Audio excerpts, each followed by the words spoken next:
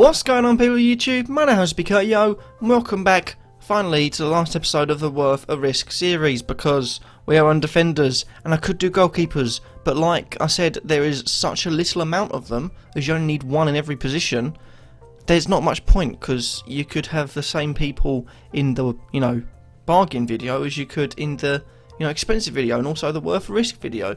It's just too much, so I'm just not doing it. But here are the defenders, my top 5 worth a risk. And we're going to start off with someone that could have a tremendously good season, but could also get absolutely battered. Biggest risk on here by far.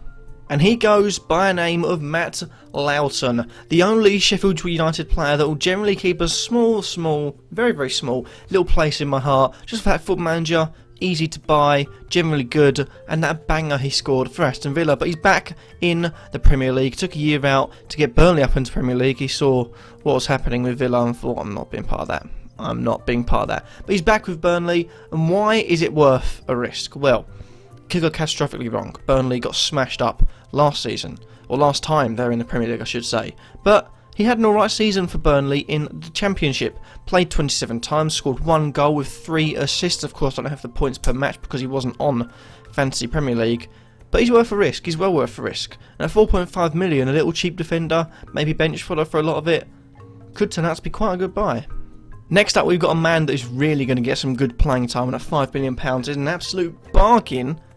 Mr. Gabriel of Arsenal, with Mertesacker out for what seems like about 18 years, I'm assuming. The rest of his career sounds like it's a terrible injury to have at this stage of the season, coming up to the start.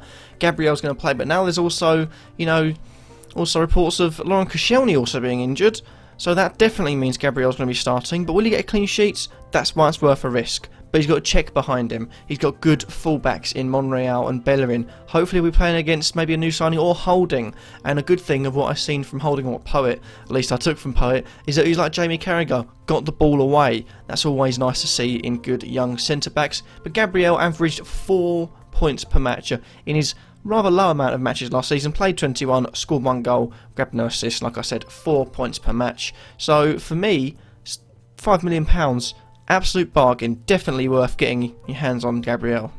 Coming in at the number 3 spot, no matter what way you do it, is Clichy. Now this one is definitely a big risk. He is 5.5 million and he's a Man City defender. Now, big risk number 1, he was sort of, second fiddle to Kolarov for a lot of last season, but Kolarov moved into the centre-back position for a lot of pre-season, which is good. Good for Clichy, because that means he'll maybe either, because I think I've seen him play 3 at the back and 4 at the back, so it either means Clichy will get the left back spot, or maybe even further forward in left wing role, or left wing back, means he can get further forward. And we know that Mr. Guardiola loves his pacey little left backs. He liked Bernat and Alaba when they played there at Bayern Munich. He loved Alaba when he Alba when he played at Barcelona. So for me, Clichy, 5.5 million, might be worth a little bit of a risk. Onto a man that is very well liked over the past, or at least for me, at Sheffield Wednesday, is Mr. Chris Brunt. Now, 5.5 million, at least I think it's 5.5 million, or 5 million, I'm not too sure, but Chris Brunt comes in, and you may be looking at me thinking, well, let me explain. Last season, he played 22 games, grabbing 0 goals and 4 assists, with a quite poor 2.4 points per game. Now, that's not very good at all. That's not very good, but it is worth noting that West Brom were incredibly poor without him when he didn't play, and he did not play because of injury. It wasn't because he was dropped. He would have played the whole season, so I feel like his points would have been higher, and yada. But this season, I feel like West Brom will be much better keeping clean sheets. They didn't keep very many at all last season. They've got their first choice keeper, Ben Foster, back, hopefully for the whole season. And I feel like Chris Brunt could really rack in some good points this season. And lastly, Everton, I suppose it could be legend, Leighton Baines. Legend Baines. Who knows, it works somehow. But Leighton Baines comes in 5.5 million, and it's worth a risk. But it's also quite a bargain, but it also could be, too risky.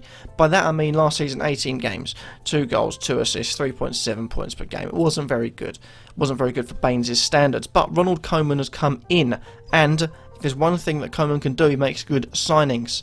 and he is trying to get a lot of money for Stones. If they could get rid of Stones, bring in Williams. They've also got, a decent goalkeeper. And I believe Stelkenberg has joined. I think it was him. Not too sure really. But Leighton Baines as well. We'll be looking at maybe playing wide back, or also wing back, because Ronald Koeman developed a 5 at the back formation when he was at Southampton late last season and pushed Bertrand and can't remember the other one, Matt Target out wide.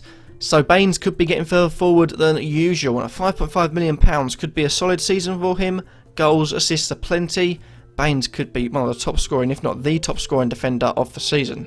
And that is that for this video. Hopefully I've enjoyed. Who are you taking a risk on in the defence? Let me know in the comment section down below. And I do apologise for not keeping up to comments. If I don't reply in a few days, it's because I'm shit at keeping up with comments and replying to them.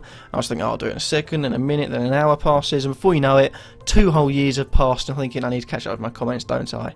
I'm only, sort of blubbering basically, but I will get to your comments eventually, so bear with me. I'm really shit at keeping up with things. Thank you all for watching. Hopefully you have enjoyed. Remember to like, comment, subscribe, and peace.